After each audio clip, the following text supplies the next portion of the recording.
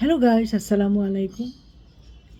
আশা করি আপনারা সবাই ভালো আছেন, সুস্থ আছেন, সুন্দর আছেন। আমি আবার আপনাদের মাঝে উপস্থিত হয়েছি ছোট্ট একটা গল্প করার জন্য। তা যদি ভালো লেগে থাকে সাবস্ক্রাইব করে বেল বাটন টিপে দিন, বেশি বেশি শেয়ার করুন। পাশাপাশি দুটো বাসা এবং দুই বাসায় মাঝে মাঝেই গণ্ডগোল হতো, ঝগড়াঝাটি, চিল্লাচিল্লি, হইচই। প্রতিশোধ নিত। পাশের বাড়ি এই বাড়ির ছোট্ট বাচ্চাটাকে মেরে ফেলবে বলে প্রতিশোধ নিতে যায়, যে সারাক্ষণ ঝগড়া করে প্রতিশোধ নেব। একদিন বাচ্চাটা মাঠে খেলতেছে, সে তাকে ডেকে নিয়ে চলে গেল চকলেট দেওয়ার নাম করে। তারপর শ্বাসরোধ করে সেই ছেলেটাকে হত্যা করল, বাড়ির পাশে লাশটা ফেলে দিয়ে চলে গেল।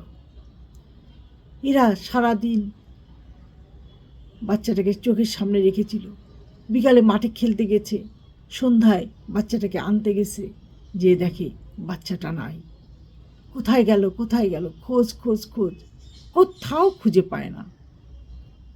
একসময় বাড়ির পাশে সেই বাচ্চাটার নিথর দেহটা দেখে চিৎকার দিয়ে উঠল, কান্নায় ভেঙে পড়ল। তারপর কেস কাচারি চলতে শুরু করলো। কিন্তু জীবনটাকে ফিরে পেল।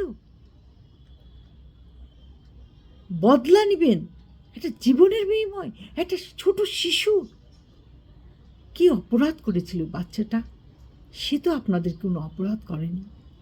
তাহলে কেন আপনারা এই ছোট্ট শিশুটাকে হত্যা করে আপনাদের পৈশাচিক আনন্দটাকে মিটিয়ে দিতে চেয়েছেন? কেন আপনারা আপনাদের এই কলহটাকে, ঝগড়াঝাটিটাকে, এই কলহটাকে কেন আপনারা একটা হত্যার বিনিময়ে ঠান্ডা করতে চেয়েছেন? এটা কি আপনারা মানুষের পরিচয় দিলেন? আজ এই পর্যন্ত। ভালো থাকেন, সুস্থ থাকেন। আল্লাহ হাফেজ।